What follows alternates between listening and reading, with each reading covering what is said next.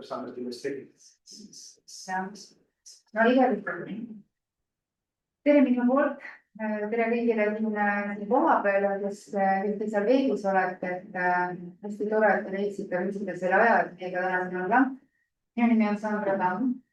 Et olen poolt, esmalt olen loomulikult kohe lapse ema, et olen 2 täiskasvanud poega, 20 ja 25 aastased pojad ja tegelikult 11-aastane juba siuke teisme Eerik, eelteismeline. Kõvem. Oma erialalt olen ühelt poolt raamatupidaja, teiselt poolt toitumisterapeut ja joogaõpetaja. Ja fibromüalgia on olnud minu elus täna alates 2019, ilmselt natukene varem, aga nii-öelda siis see ametlik diagnoos tuli 2019. Ja ma kiiresti alustan.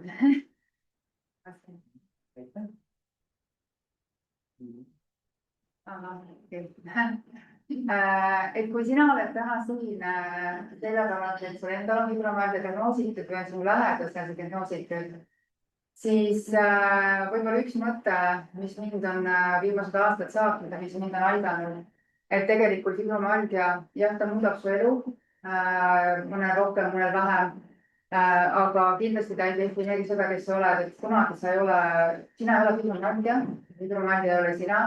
Ehk et sina juhid ise oma elu, mitte sa lase teha seda haigusel, mis sul diagnoositud on. Ja minu pisikene ettekanne täna natuke siin ajas küll maas, aga proovin teha siis nii-öelda kokkuvõtvalt ja kiiresti. Räägin oma esmastest sümptomitest ja algusest, et kuidas minul see toimus, kuidas diagnoos, kuidas see minu elu on muutnud, mõjutanud. Ja kokkuvõttes, mida ma olen õpetanud nende aastate jooksul. Mul sündis 3. laps enneaegsena 2014. Tegelikult juba lapseootuse ajal olid sellised väga teistsugused valud, mida ma ei olnud esimeste lapseootustega mitte kunagi kogenud. Aga loomulikult ma panin nüüd jälle lapseootuse arvele ja ma ei mõelnud selle peale, et võiks olla midagi erilist selles mõttes, kui lihtsalt lapseootus. Aga kuna need sümptomid ütleme, varieerusid väga seinast seina, nad hakkasid korduma ja üks ma tegin ikka hakkasid korduma. Ma hakkasin pidama päevi, mitte ainult sümptomite kohta, aga tõesti kõik, mis ma tegin, mis ma sõin, kuidas ma magasin, palju ma liikusin. Ja sellest päevikut ma tõesti pidasin seda ligi aasta vist, et sealt tuli neid pärast, kui need sümptomid hakkasin kokku lugema. Ma panin kõik kirja lihtsalt erinevad asjad. Mõned olid ka veidramad, teised vähem veidramad. Need tuli tõesti üle 30 ja ma tõesti tundsin ennast pidevalt, et ma olen nagu lihtsalt, kas ma lihtsalt mõtlen asju välja, see väga normaalne nagu ei saa olla, et need sümptome nagu seinast seina kõigub ja nad on kõik nii veidrad. Loomulikult käisin ka perearsti korduvalt. Mul ei ole mingit enne ausalt öeldes sinna sellepärast, et perearsti aeg on ka oluline, ma ei tahtnud seda niisama nagu raisata. Aga samas jälle mingi segadus peas oli, ma sain nagu aru, et see päris okei olla ei saa. Ja võib-olla, mis minu puhul, ma just öelda, kuidas ütleme, sinul on olnud, aga minu puhul oli see, et väsimust mul ei olnud esimeste märkidena. Et kõige esimene, nagu kõige tugevam märk oligi seljavalud. Nad läksid kohe lõpuks nii tugevaks, et ma mõtlesin, et mul on mingi neerudega midagi, sest mul oli nagu väike palav selja. Ja pulss oli seal vererõhk läks väga kõrgeks ja siis ma hakkasin nagu väga muretsema ja läksin selle valuga EMO-sse. Loomulikult midagi ei leitud, kõik oli korras, arst oli väga tore, natuke võttis seda huumoriga seda asja, aga mul nagu väga naljakas ei olnud, aga selles mõttes ma sain aru, et kõik on korras vähemalt, eks ju. Ja seljavaludega siis rohkem, ütleme, edaspidi, kui nad tulid, siis ma püüdsin nagu niimoodi, sain aru, et okei, midagi, neelud on korras, kõik on korras, ei ole mingisugust tõsist haigustil.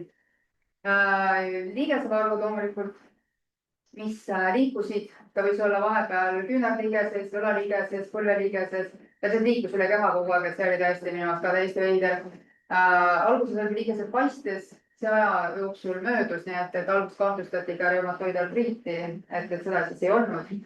Lihasnõrkus vahepeal läks nii hulluks, et ma lihtsalt midagi ei teegi, aga lihtsalt jalad ei kanna. Sa lihtsalt ei saa. Sa ei saagi kõnnitud, sa ei saa midagi tehtud.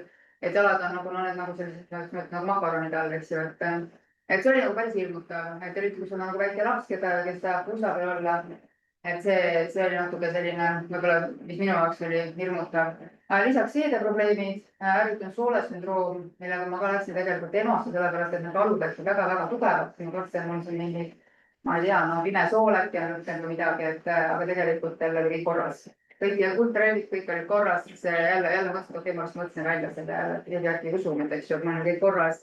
Et enesetunde selles mõttes ta tegi nagu psühholoogilises mõttes oli see päris keeruline. Rinnakuvalud, kes on kogenud, need on üliebameeldivad. See on selline tunne, et hakkad kohe vist ilmselt saan infarkti või midagi sellist. Et väga ehmatavad ja sellega ma korduvalt helistasin, toona ma helistasin korduvalt perearsti liinile, lihtsalt, et keegi rahustaks mind maha, et see on okei, et kõik tegelikult ei ole midagi, eks ju, et ma jään ellu ja kõik on korras. Ja võib-olla, mis minu jaoks ka veidelt on tugevad peavalud, need ka liikusid. Kui sa oled ühelt poolt, sa vahepeal kuklas ja siis ta niimoodi liigub ja need läksid hästi tugevaks. Et siis ma vahepeal näiteks ma mõtlesin ka, et kui diagnoos mul on, mõtlesin, et äkki ma olen mingi halvasse. Et lihtsalt need valud olid niivõrd imelikud, nad ei olnud nagu, ja sa võisid seda tabletti ka võtta, aga see midagi aidata. Mõtlesin, et ega pole mõtet süüa, eks ju. Et ja ma olen siin, olnud veel, hääl läks kähedaks täiesti hetkest, siis äkki jälle läks normaalseks. Ja siis mul nagu inimesed ütlesid ka kõrvalt, et mis see on, nagu mis sul on, räägi normaalselt, jovad hääl puhtaks midagi. Et nahasüdelus, mis on väga ebameeldiv ja mis tekib just siis näiteks, kui sul on täpselt sellises, ma ei tea, koosolekuruumis oled, siis see peanahk, sa tunned siis kogu aeg nagu ikka tunne nagu või sipelgad või täitu. Et see on nagu väga ebameeldiv ja väga nagu endale nii piinlik nagu olla, eks ju, et ei saa mitte midagi nagu teha ka. Ja kui näiteks Eesti talved väga külmad on, et siis väga külmas jah, ei kannata kaua olla, pea väga tugevalt valutama. Ja nii kui läksid sooja, siis kõik jällegi klaarus. Ülitundlikkus, et ei kannata võib-olla mingit riidet selga panna mingil hetkel, võib-olla ei kannata kõik kasvub, eks ju, et see nahk on ülitundlik. Et ja võib-olla kõige, see on natuke tegelikult isegi naljakas olnud, et tõesti võib olla suvel 25 kraadi kuuma. Sul on nii küll lihtsalt, et ma istun suleõppega ja te istute see väikse käest suleõppega, kes võtavad päikest. Et kes kogenud ei ole, see on raske mõista, et sellised nagu üldse nii saab olla, aga tõepoolest. Minu diagnoos siis lõpuks jõudis peale kõiki need aastad kirjutisi ja uuringuid tänu oma õpingutele ma ka sain ligi natuke paremini võib-olla teadusuuringutele. Et selleks ajaks, kui ma läksin tegelikult reumatoloogi juurde, mul oli endal juba välja prinditud päris sellised nagu ikkagi asjakohased teadusuuringud, kus ma nagu olin juba ise aru saanud, et ilmselt see on midagi sellist. Esimene katse esimese reumatoloogi juurde lõppes sellega, et ta lihtsalt umbes 10 minutit oli visiit, ta ütles, et ei tea, mis see võib olla. Võtta antidepressant ja õhtuti siis saad magada. Aga tule aasta peale. Aasta peale. Mul on juba 4-5 aastat seda nagu asja siin jälginud, et ma mõtlen, et ma praegu ei tahaks rohkem oodata, et okei, aitäh teile. Ja selles mõttes kõik okei, ma läksin sealt ära, aga Vallamäe andma ma sain aru, et see praegu ei kannata enam oodata. Et see viimane kõige tugevam episood tegelikult oli 2009 kevadel, kui ma käisin Soojamaa reisil ja kui reis põhimõtteliselt lõppes sellega lihtsalt, et need valud läksid nii tugevaks, et see liikumine, just alakeha oli täiesti nagu halvatud seisundis natuke, et ma ei osanud sellega midagi peale hakata, aga ma sain aru, et nüüd on nagu midagi sellist, mis vajab sekkumist. Ja teine katse oli väga-väga imeline, väga tore kogemus. Ma sain arstiga tegelikult arutada, jagada enda mõtteid, uuringuid, mida ma olin leidnud, mida ta pidas ka väga asjakohaseks ja tegi erinevat analüüsi, ultraheli, valupunktide kontroll ja sealt tuli see diagnoos ka ära ja selles mõttes jah, ma ütleks, et see oli lihtsalt väga-väga suur kergendus, sest sa said aru nagu, et sa ikkagi täitsa oled täiesti normaalne inimene, et sa ei ole mingeid asju siin välja mõelnud. Et see oli selles suhtes ikkagi väga-väga suur kergendus. Ja kuidas on minu elu muutnud, et ma lihtsalt tõin sellised elulised näited, mis minul on olnud. eks need piirangud on peamiselt tegelikult sellega, et kui see enesetunne mingil päeval ei ole piisavalt hea, kui sul on mingisugune oluline tegevus ees, siis lihtsalt tuleb vaadata sellega, et aga võib-olla ma peangi seda ära jätma. Et ja võib-olla ma peangi ütlema, et ma ei saagi tulla, kuigi ma olen seda lubanud, ma olen kokku leppinud, eks. Või siis reisidel samamoodi, et see reisikaaslane, kellega iganes sa lähed, et ta nagu mõistaks. Et tegelikkuses võib tõesti juhtuda niimoodi, nagu minul juhtus, et ma sõitsin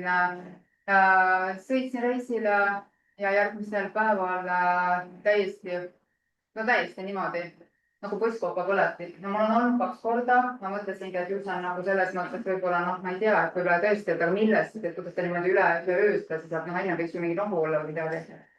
Ja see päev otsa nagu möllas ja õhtuks ta läks ise üle. Ma sain aru, et okei, see on nüüd üks uus asi jälle. Aga tihti nende fibromüalgia, ütleme, sümptomitega on ju see, et tuleb mingi uus asi, siis sa nagu nüüd mõtled, et kas see nüüd on midagi sellist, peaks kas peaks nagu kuskile helistama hakkama või siis on jälle see, et mingi veider uus sümptom, eks, et ja see oli täpselt see koht, et siis ma mõtlesin, et okei, et nüüd on see niimoodi. Et jah, aga võib-olla minupoolne nagu võib-olla kedagi see võib aidata, aga mina olen aru saanud, et lennukis ma ei tohi kanda summutavaid kõrvaklappe, eriti mingi iPod'e. See kuidagi see pinge, ilmselt see rõhk on lennukis nagunii see rõhkude vahe suur ja kui sa paned sellised, mis sul summutavad heli, siis need kõrvaklapid kuidagi, ma ei ole nüüd enam kandnud, aga iga kord, kui ma lennates neid kandnud, iga kord on mul probleem olnud. Et ma sain nagu selle vabasin ära, et võib-olla see on, ma ei tea, aga no selles mõttes mulle tundub, et see täna on nagu mind aidanud. Et ja kui sa tahad nagu reisil tõesti neid asju kõike teha, aga see tappev väsimus, et see on midagi väga häirivat, mis nüüd on tulnud aastatega, et selle vastu ei aita muidugi mitte midagi muud kui lihtsalt puhkust, onju, et sa lihtsalt pead lubama endal puhata. Valude leevendamiseks ja minul on väga-väga suur abi alati olnud kuumast dušist või siis kuumast vannist, nagu väga-väga kuumast, et nii kuumast, kui sa kannatad. Aga paraku on see tõesti nii, et kui sa hakkad sul kuskil seal öösel hakkavad need valud peale, siis väga ei jaksa seal selles mõttes olla, et see väsimus on nagu lihtsalt lööb nii palju üle, et sa ei jaksa nii palju seal olla, et ta nagu päriselt võib-olla aitaks. Kõige võib-olla kurvem on eelmine aasta, mul oli väga kalli sõbra 50. jõupäev ja umbes paar tundi enne seda, kui ma pidin hakkama siis minema sinna üritusele, tekkisid väga-väga tugevad tasakaaluhäired, mida ma mitte kunagi ei ole olnud. Aga see oli päriselt ikka niimoodi, et ikkagi ma pidin seinast kinni kodus hoidma, see oli väga ehmatav ja see pulss kõikus hästi kiiresti üles-alla, see süda peksis ja see oli väga ehmatav, aga teisalt kuidagi ma suutsin nagu mõelda selle peale jälle, et noh, ma kõigepealt ootan ära, vaatan, kuidas läheb, et sa mingil hetkel hakkavad asjad nagu jällegi maha rahunema, sest sa arvad, et okei, see oli jälle nüüd see. Aga noh, kahjuks jah, et see nüüd nii palju üle nagu selles mõttes kiiresti ei lähe, et see keha ikkagi tahab siis nagu puhkust saada. Ja üks asi, mis võib-olla fibromüalgia diagnoosiga inimesele võib-olla häiriv avalikus ruumis, ta kunagi ei tea, mõnikord võib see temperatuur olla häiriv, kas liiga külm, liiga soe, mõnikord võib olla heli liiga tugev, mõnikord võib olla mingisugune lõhn selline, mis nagu väga-väga häirib. Ja no minul ongi selles mõttes olnud tõesti niimoodi, et ma lähen mõnele koolitusele ja siis jällegi on niimoodi, et hoiatamata on mingisugused veidrad sümptomid selle kohta. Aga noh, kui ma juba tead, et okei, see on nüüd praegu see, siis mis ma olen teinud vahest, et ma olen nagu lihtsalt läinud ruumist välja, natuke ringi kõndinud, keha rahanud maha ja kuidagi nagu koos oma mõistusega tegelikult saad aru, et see praegu on ju see. Ja mida see haigus on mulle õpetanud, et ma arvan, et kõige olulisem on see, et lihtsalt ole enda vastu lahke, ole enda vastu hooliv, et tegelikkuses sina oled kõige tähtsam, selles mõttes kõige tähtsam, et enda eest hoolitsemine, see ei ütlemine, et sa ei koormaks esiteks ennast üle, kui sa oled väsinud, siis sa pead puhkama. Loomulikult inimesed on erinevad, inimeste võimalused on erinevad ka töö mõttes, aga teed seda nii palju, kui sa saad. Ja kindlasti, mida ma väga-väga soovitasin mitte teha, ära jää ohvri rolli, ära mõtle ennast nagu selles mõttes, et sa oled selle fibromüalgia ohver kuidagi. Pigem võta fibromüalgia mõte, et ta on tulnud sulle midagi õpetama. Mind on see mõte aidanud, ja läbi selle ma olen õppinud päevarežiimi hoidma, et loomulikult ma saan aru, et päevad ei ole vennad ja iga kord see ei õnnestu ja ma nagu ei materda ennast ka selle eest. aga päevad on täis ootamatusi ja sa lihtsalt kohandud vastavalt, aga nii palju, kui sa saad, mõtle enda jaoks mingisugune päevarežiim, mis sinu kehale sobib, kuidas sa oma hommikut alustad, kuidas sa selle kogu päeva oma peas nagu nii-öelda paika paned. Ja kindlasti puhkamine ja mõnikord ongi vaja võtta terve päev. Ehk et teinekord see vähem tegemine on rohkem. Ehk et kui sa ühe päeva annad oma kehale täieliku rahu, siis võib-olla järgmine päev tegelikkuses sa siit saad hoopis paremini edasi minna.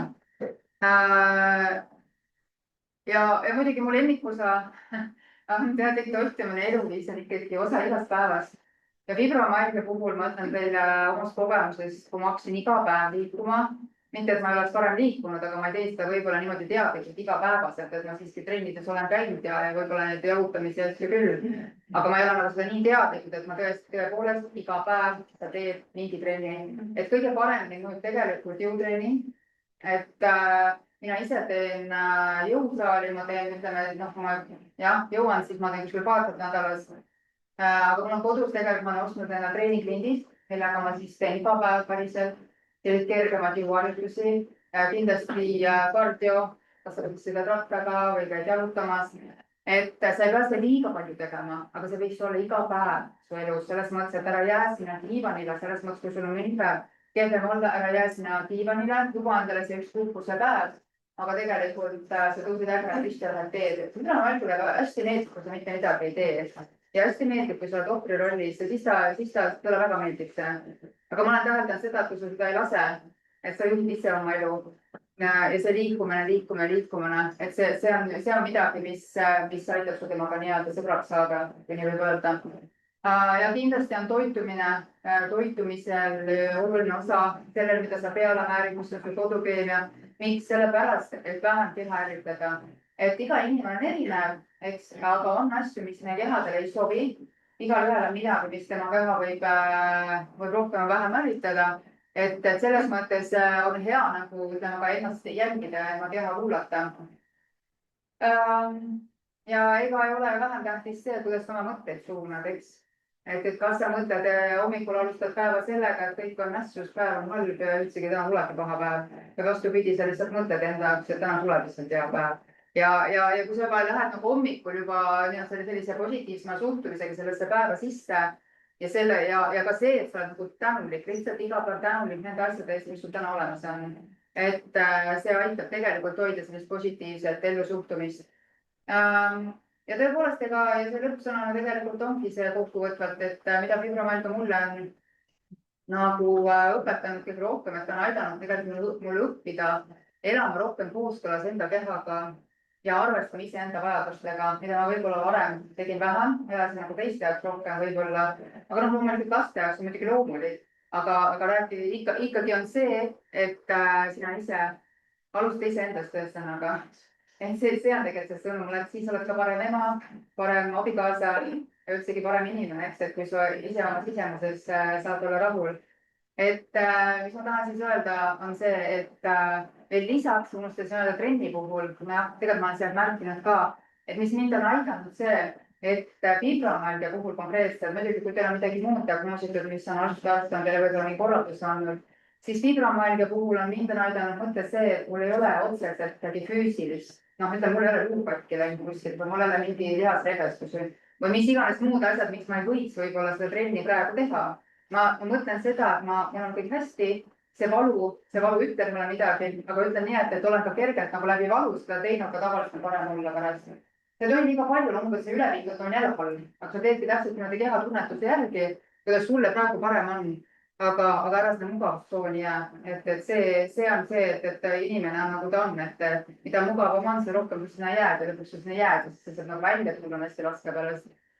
Et hästi kiirelt põgusalt, see on minu pisike kogemus, et ma hästi tänan selle mõnekümne minutis, mis ma sain siin rääkida, et kui huvi pakub, on minu kodulehe aadress ka siin, et võib-olla kunagi õnnestub natukene pikem loeng teha, kui huvilisi on, aga igal juhul aitäh teile, ma soovin, et te saaksite sõbraks oma haigustega ja ei peaks liiga palju kannatama. Aitäh teile! et mina olen siis Pille ja et erialalt olen siis tegevusterapeut ja ma olen olnud 7 aastat ka rehameeskonnas kogemusnõustaja fibromüalgia alates.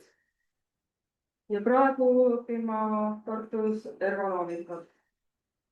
Et ma räägin siis, et ma natuke niimoodi ka mul endal fibromüalgias siis, et kuidas sellega nagu ise nagu toime tulla ja räägin siis ka sellest, et Sondra räägib praktiliselt kõik ära. Et ma nagu, et mis see siis fibromüalgia on? Et see on siis krooniline haigus, luu- ja lihaskonna valu. Sümptomid rääkis Sondra ära. Et talveprobleemidest sai rääkinud. Ja keskendumisraskused on. Minul isiklikult on nagu need olemas täiesti. Ja tegemist on siis närvisüsteemi ületundlikkusega, mille tõttu siis aju reageerib valule tundlikumalt kui tavaliselt. Et aju annab siis nagu valesid signaale sulle ja selle tõttu sa tunnedki nagu suuremat valu. Mõjutab kogu keha ja emotsioone ja sageli siis nimetavad seda nagu nähtamatuks haiguseks, sest analüüsid on ju kõik korras. Et nagu ei olegi. Üldiselt statistika näitab, et seda esineb rohkem naistel kui meestel, kuid see võib igat ühte mõjutada ja olemata täiesti vanusest. Et on ka ja siis milline siis mõju igapäevaelule siis on? Iga päev valutad, väsimus, ei jõua midagi teha, voodist välja ei jõua tõusta, ei jõua koristada, toidu valmistamist, no mitte midagi. Väheneb töövõime ja siis osalemine ühiskondlikus elus. Et paljudel on osaline töövõime, on ka muutuva töövõimega, sest kui sul 30 päevast puudus 20 päeva valutab, siis praktiliselt ei olegi võimalik töö leia. Uneprobleemid ja tekib see õiering, eks ole. Valu, stress, unetus ja suurem valu. See ongi suur ring.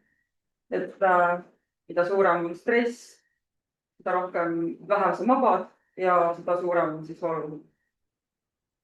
Ja emotsionaalselt siis inimene võib tunda frustratsiooni. Miks mul niimoodi? Ja mis siis sellele kaasa aitab on elustiili muutus.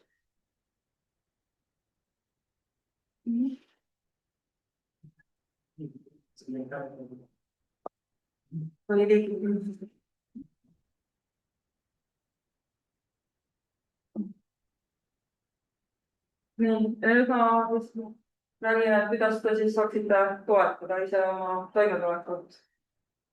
Et õpi oma keha kuulama. Et Sandra tõi välja, et hakkab saastavat sõbralikud, mis ta kirjutas kõik üles. Et see ongi see, et sa kirjutad nagu kõik üles, mis sa sööd, kuidas sa magasid, millal valutas, mis ravimeid sa võtsid. Et sellega on juba lihtsalt ka minna, ütleme siis arsti juurde, terapeudi juurde, et sealt hakatakse siis nagu välja analüüsima siis, mis nagu põhjustab seda. Et see ongi see, et kas lõhnad, mingi söök, no mis iganes siis käivitavad seda valu.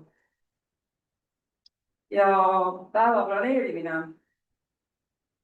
Palju olen oma päeva planeerinud. Et nüüd ma puhkan, nüüd ma teen. Väga vist keegi eriti ei mõtle sellele ühes tempos või kui peab tegema, siis peab tegema. Ja siis muidugi see mõtlemine, et kõik või mitte midagi. Ma pean kõik ära tegema. Aga tegelikkuses, jah, võtta aega, sa ei pea tegema. Et täna ma puhkan, ma magan ja ma ei teegi midagi. ja siis muidugi see ka, et rohkem paindlikkust, enesehoolt.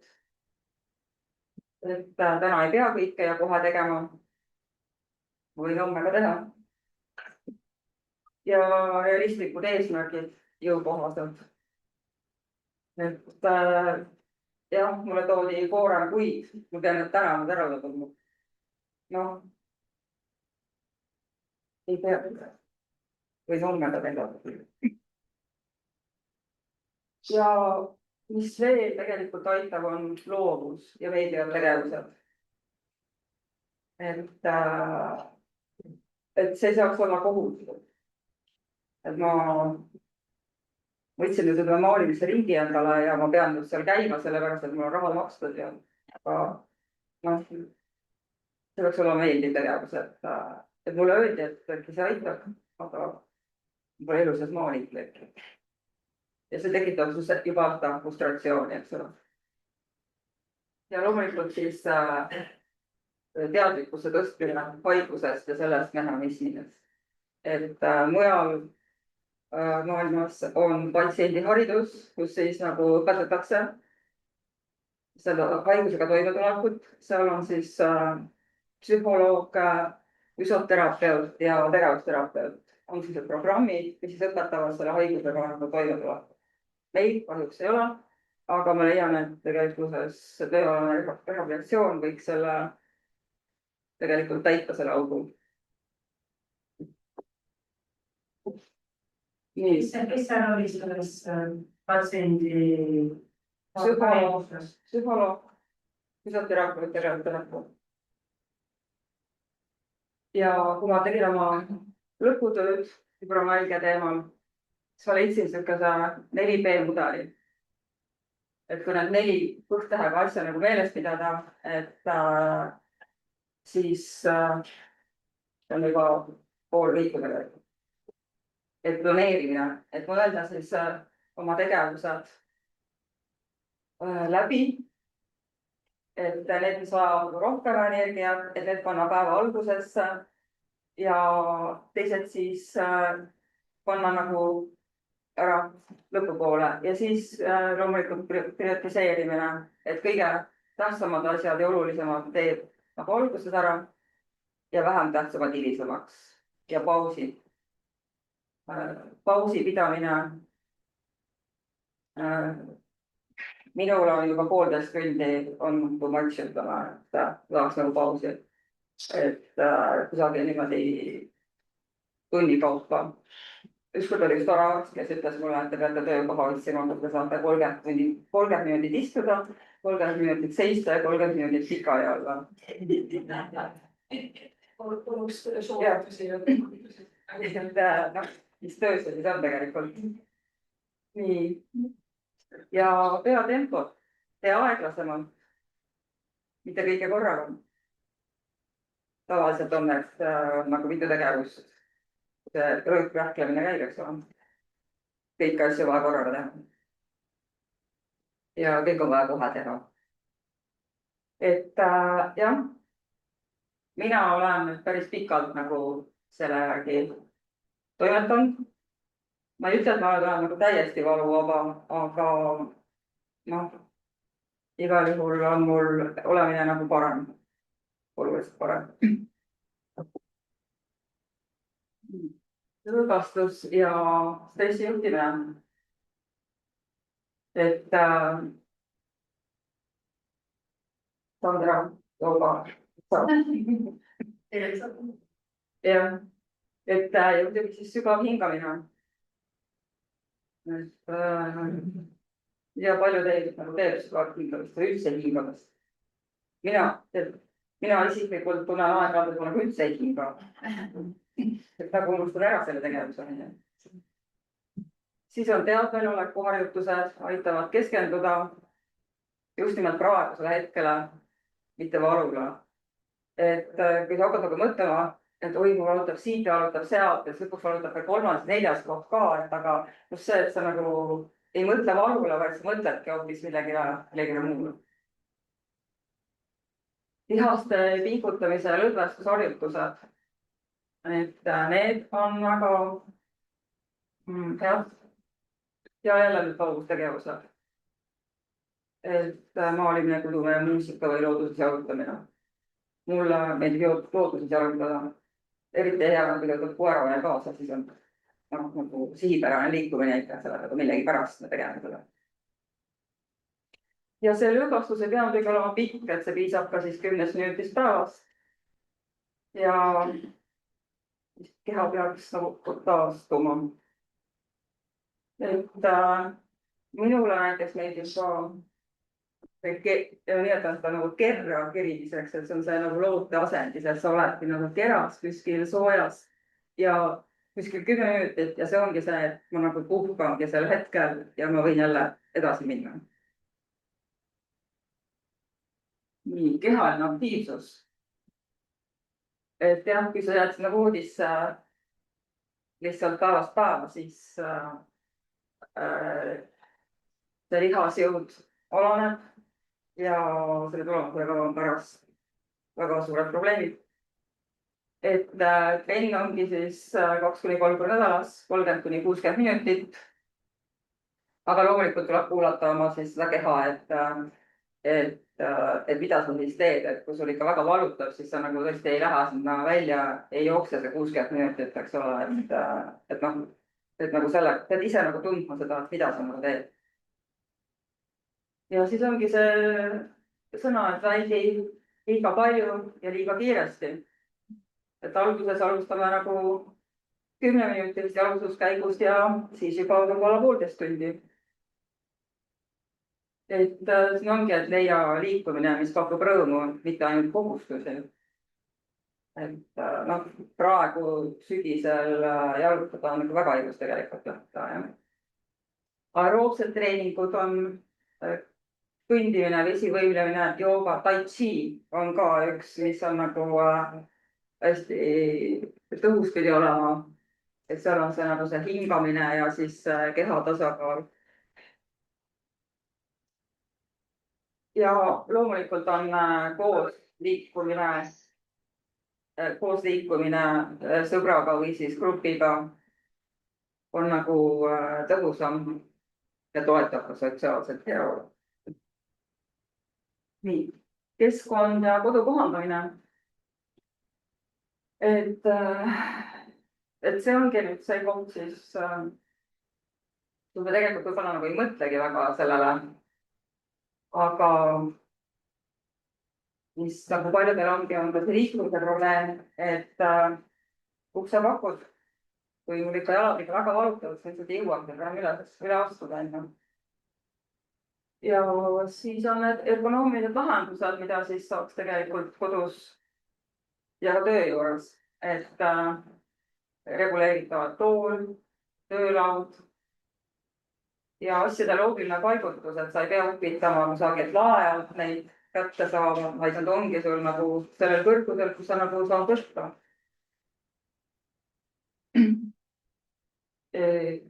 Ja loomulikult on ka töökoha kohanduseid, et Töötukassa pakub ka seda teenust, et nad aitavad töökohta kohandada ja tööandjale nagu ei ole sellelt nagu eraldi väljaminekut, et Töötukassa siis aitab need lauad ja toolid siis või mis teil on nagu töö juures vaja muretseda.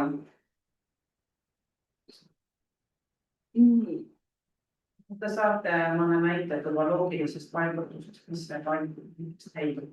Mismoodi seal kodus näitel mingid kurandusi peamist teile aitatakse? Mis on loogiline paigutus? Et ma ei hakka... Ma ei tea, kas riiulit tuleb madala tõsta, kui sa ei jaksa käsi tõsta? Ja kui te nagu istute parema käega ei hakka, siis kuidagi sealt tagant kuulata. Teil on nagu paigaldatud asjad töölaual. Paigaldatud asjad niimoodi, et võtategi nagu... sellised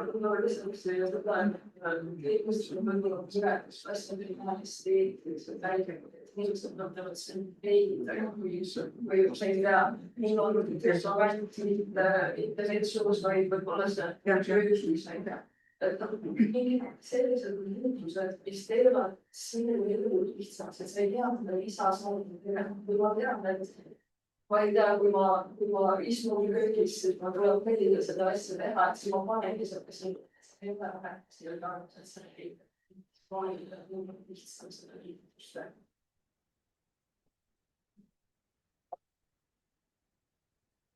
Mis seda teksti kujutub? Nii, ja siis natuke räägin ka tegevusterapeudi siis rollist fibromüalgia puhul. Tegelikult see käib ka teiste krooniliste haigustega.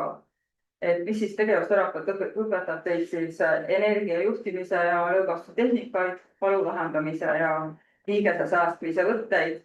Siin tuleb siis mängu see, seda paigutud juba. Töö ja keskkonna kohandamisi. Kuidas selle tegevusterapeudi juurde saab? Ja ma jõuan just selle. Et tegevusterapeut võtab siis vastu rehabilitatsioonimeeskonnas ja tavaliselt tullakse sinna tööalase rehabilitatsiooniteenusega, aga viimasel ajal saab ka perearst anda suunamiskirja tegevusterapeudi juurde. Paljud perearstid seda küll ei tea, aga võib küsida. Olete ka inimestele sotsiaalrehabilitatsiooniga kaasa? Jah, ma ei tea, kas palju enam antakse seda sotsiaalset reha.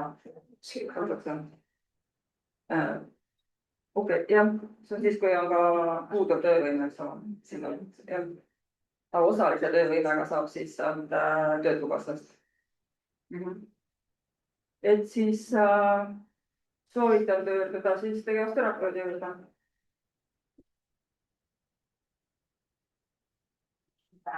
Ja kokku võtta. Et fibromüalgia ongi siis krooniline haigus, kuid sellega on võimalik täiesti elada. Ta võtab meie igapäevaelust päris palju. Ja ei pea määrama inimestega tema võimalusi, et kui tal on fibromüalgia, siis teie ei ole see haigus. Teie olete teie ise. Ja elustiili muutus. Et see kõik, mis eespool oligi, et see oligi nagu elustiili muutus ja elustiili muutus ei sünni üleöö. Et iga väike muutus on oluline, et ei saa muuta kõike seda korraga.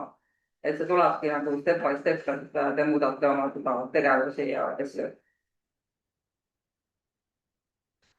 Me ei saa haigust alati muuta, kuid saame muuta oma elustiili, suhtumist ja hoolt iseenda eest.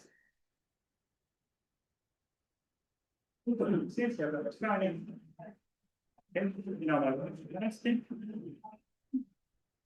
Nii, mina olen siis Karl-Erik Saks. Mina olen üks fibroühingu nii-öelda asutajaliikmetest. Praegu kui juhatuse liige. Fibromüalgiaga olen tegelenud siis 5 aastat kogemusnõustajana.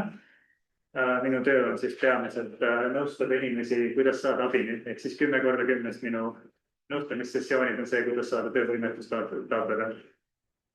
Ja, sobiks. Vaatan äkki niimoodi, nagu huvitav. Üks hetk.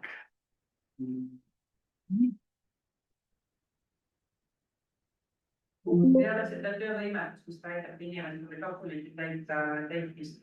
Kas te seda fibromüalgiaga hakkama saamist lõpetate nagu patsiendil on koolitus, nagu patsiendi ei tea, kui ta nüüd täna taipab, et tal ongi see fibromüalgia. Talle käib hoiab. No ütleme nii, et suurem osa teraapiatööst ma usaldaksin psühhoteraapiasse ehk siis psühholoogidele. Kogemusnõustaja töö on nõustada.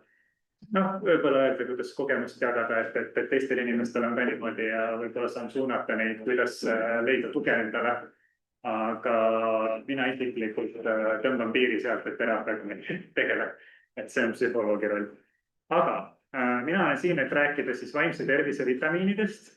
Et mina töötasin tõeselt ka peaasi.ee meeskond, selles mõttes ma olen endiselt peaasi.ee liige. Peaasi on siis vaimsele tervisele keskenduv MTÜ ja võib-olla olete näinud linna peal ka nende vaimse tervise vitamiinide kampaaniat. Ma räägin sellest. Aga fibromüalgia poolest mul on endale jäänud alati see, et nagu neid teooriaid on jube palju.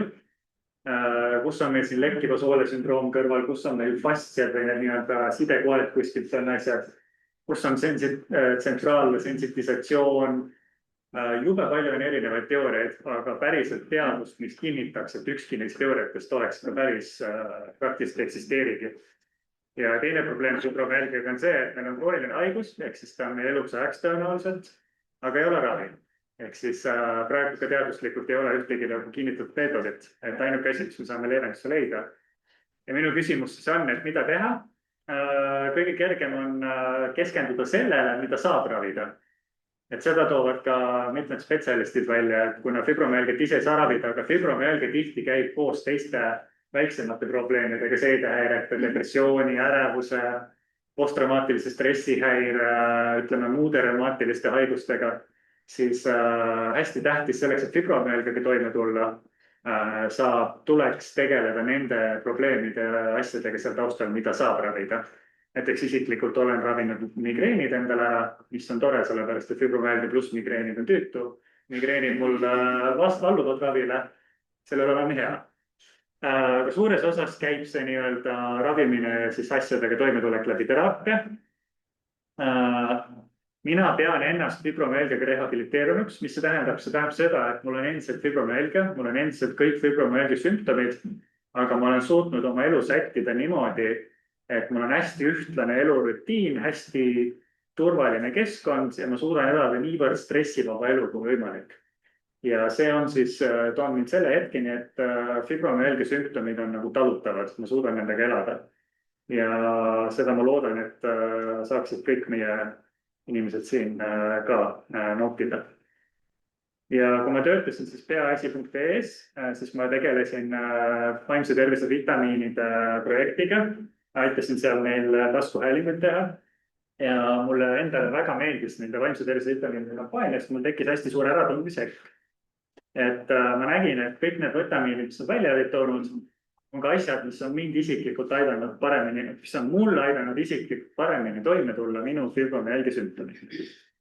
Et selle kohta saab lähemalt lugeda nende veebilehed ja neil on ka seal väike test, üldiselt ta on pigem need testid on mõeldud üldiselt pigem normaalsetele inimestele, et miks siis mitte nendele, et seal küsida, et kas sa saad hästi magada, siis see on mõeldud nagu tavainimesele, kellel ei ole fibromüalgiat. Aga ütleme, et abinõuandeid saab ikka. Ja mis see vaimse tervise vitamiinid on?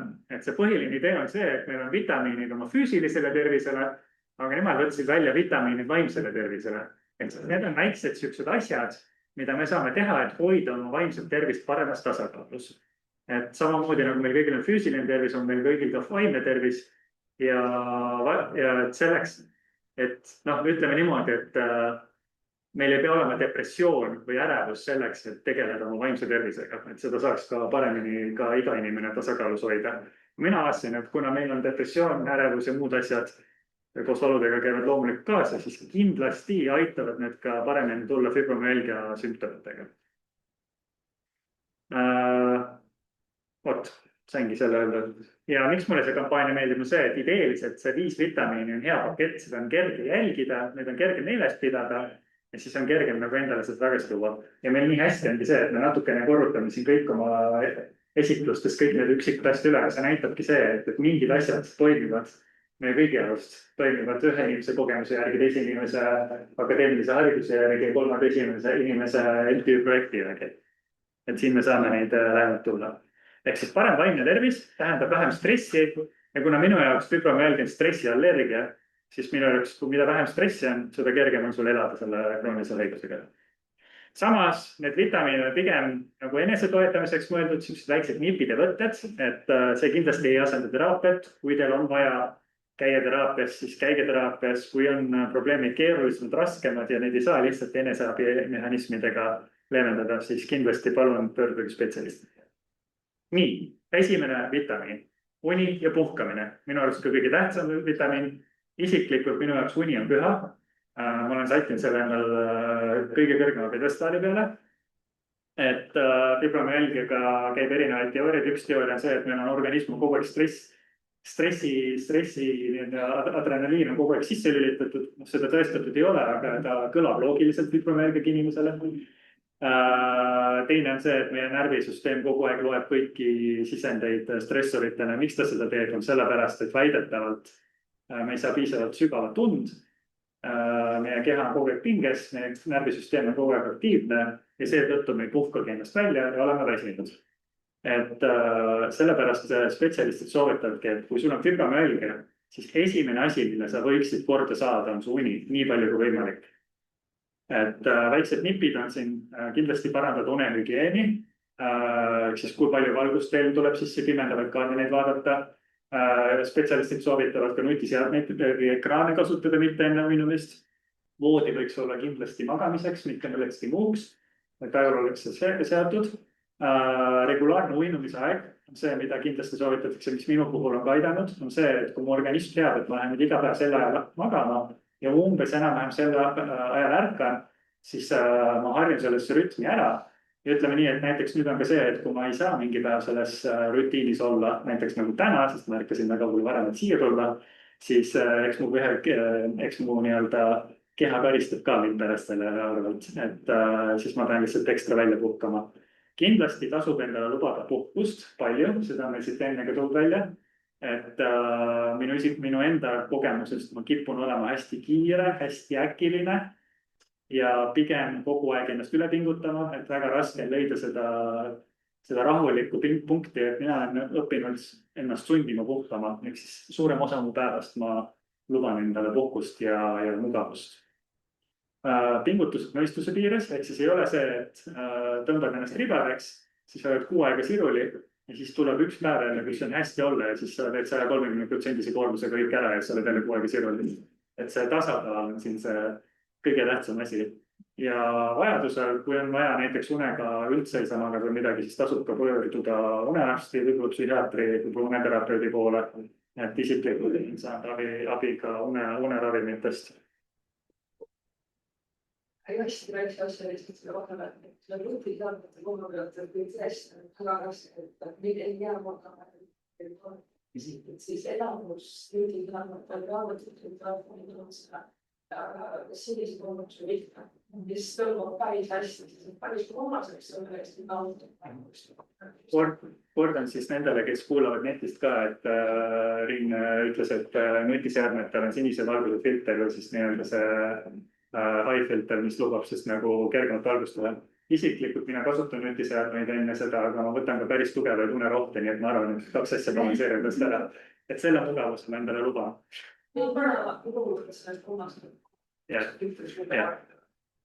Aga jah, neid nippe leiab mustmiljon, et igatahes ongi see, et kui teil on vaja millelegi keskenduda, siis uni võiks olla esimene asi, mida korda saada, sellepärast et mida rohkem on meil sügavat und, seda rohkem me puhkame ennast välja, seda rohkem on meil energiat ka igasse päeva sisse minna. Et üks asi, mille pealt ei tohiks kompromisse teha, kui võimalik, on siis magamine, puhkamine. Siis teine vitamiin on tasakaalustatud toitumine. Pange tähele, siin on tasakaalustatud. Ehk siis fibromüalgiaga käib palju kaasuvaid seedehäireid. Tihtipeale ka, ma saan aru, gluteeniallergia tekitab fibromüalgiaga hästi sarnaseid neid asju. Ja meil on soolestikus teine närvisüsteem. Et meil on see nii-öelda seljaaju ja siis meie peaaju ja teine närvisüsteem käib mööda soolestikku mööda. Et näiteks migreenid on ka see tihti võivad olla seotud ka täitsa soolestiku või muude asjadega. Et kui võimalik uurida, äkki on võimalik leida mingeid või vähendada selliseid toitena igapäevaelus, nagu mis võivad tekitada põletikulisust, muid asju. Eks neid nippe on ka siin igal pool palju. Aga minu jaoks on hästi tähtis näiteks regulaarsed toitumiskorrad. Et me seal leian hästi palju abi rutiinist. Ma tean väga paljudel fibromüalgikutel on ATH, millega rutiini väga raske viida. Minul seda probleemi õnneks ei ole. Nii et rutiin on just see, mis mind aitab nagu just hoida. Nii peale kui rutiinist välja lähen, siis mu kehaga vastab. Ja näiteks tänase puhul üks nipp, mida ma saan kaasa tuua, on see, et kuigi ma ärkasin varem, ma söön nüüd väga ebaregulaarselt, siis ma lähen nüüd pärast seda õhtul sellel ajal ja söön täpselt samamoodi sama asju, nagu ma sööksin iga päev, siis aitab natuke mu ajul nagu ümber tõlgendada seda, et täna on ikkagi tavaline päev, ma söön ikkagi tavalisel ajal uuesti. Mitmekülgne toitumine soovitatakse ja siis peaasjad ise soovitavad ka söögi nautimist. Tihtipeale söömine võib olla ka siuke asi, mida me lihtsalt teeme. Mina isiklikult käin, mul on terve eelarve seatud väljas söömiseks, sest et kodus ma ei viitsi süüa teha.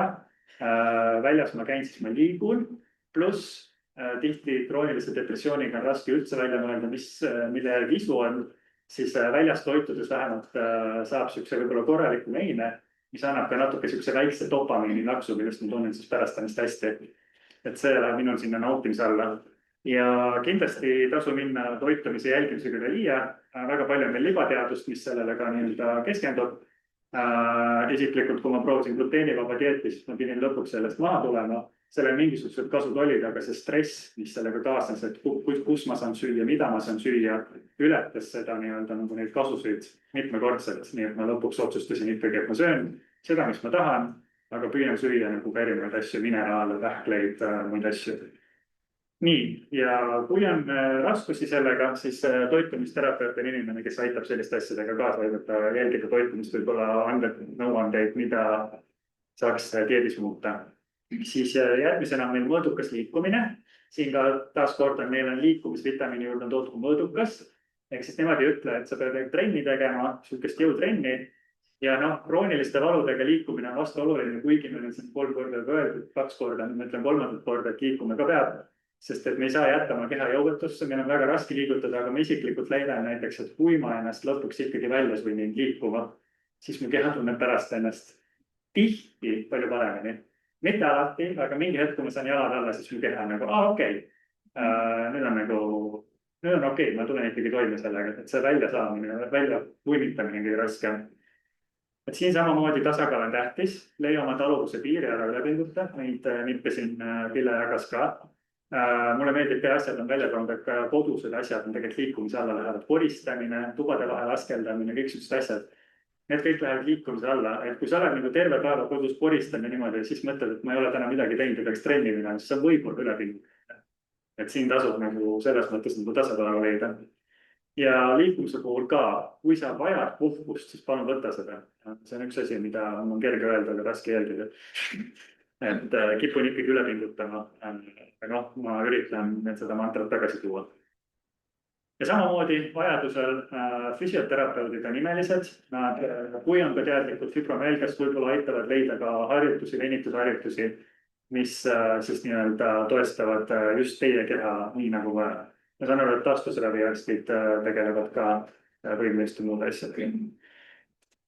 Siis meeldivad tunded. Muidugi valude ja väsimusega on raske ennast hästi tunda.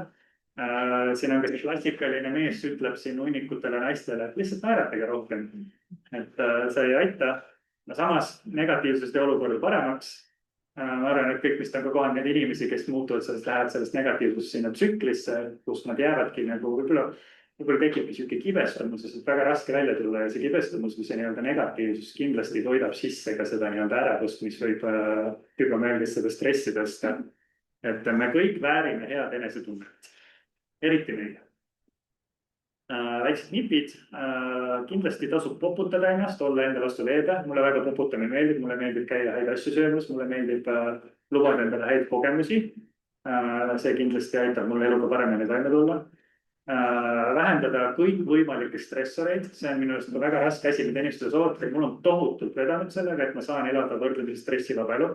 Kõigil see ei ole võimalik. Väga palju on meil kindlasti fibromyalgiaga üksikemasid siin, kellel lihtsalt ei ole valikut, aga nii palju kui võimalik tasub seda kontrollida.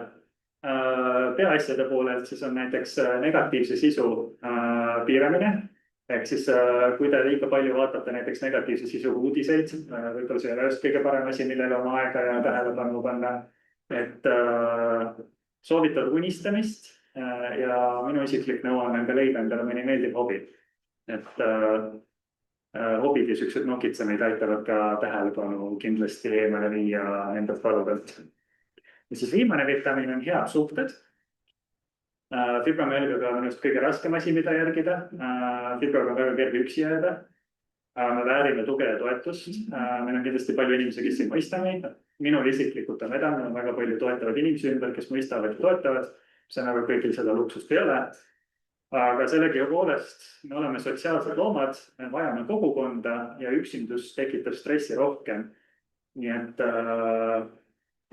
väiksed nõuanded, kuidas paremaid suhteid hoida on näiteks, et kui keegi on sulle toeks, siis kindlasti tänage teda. Öelge, et te väärtustate teda, see võib-olla aitab teile ka natukene paremaid suhteid luua selle inimesega, sest et teistel inimestel kindlasti ei ole, meil ei ole endaga kerge elada, aga teistel inimestel ka ei ole kerge meiega elada. Ehk siis, kui te näete, et nad natukenegi püüavad, siis tunnustage seda. Peaasi soovitud komplimentide tegemist nii endale kui teistele. See kindlasti aitab ka seda nii-öelda positiivset meelestust. Endal on ka hea tunne, kui te teete komplimente, teistel on hea tunne. Te saate helistada, kui teil ei ole lähedal inimesi, siis te saate alati helistada inimestele. Meil tänapäeval on modernsed võimalused videokõned. Saate, meie, kes me ei jaksa liikuda, on ju hea, kui me saame näiteks sõbraga kokku läbi videokõde, võib-olla teeme kohviku teidi kellegagi koduselt nii, et mõlemad on kodus, peame kohvi, aga siis me videokõnega jagame seda nii-öelda kogemust. Ja kindlasti häid suhteid saab luua hobiringides, trennides. Samamoodi tasub ka negatiivsetest suhetest eemalduda, seda on raske kergem öelda kui teha. Aga nii heade suhete kui ka meeldivate emotsioonidega, kui teil on raske näiteks depressiivsuse, ärevuse muude asjadega, siis kindlasti tasub häda korral pöörduda psühholoogi juurde. Kokkuvõtteks, need 5 vitamiini aitavad vaimset tervist tasakaalus hoida, parem vaimne tervis toetab fibrosümptomeid ja parandab elukvaliteeti. Nii et see on siis nii-öelda 3. kinnitus kõigist nendest asjadest, mis meil siin räägitud on. Ja see on minu poolt kõik.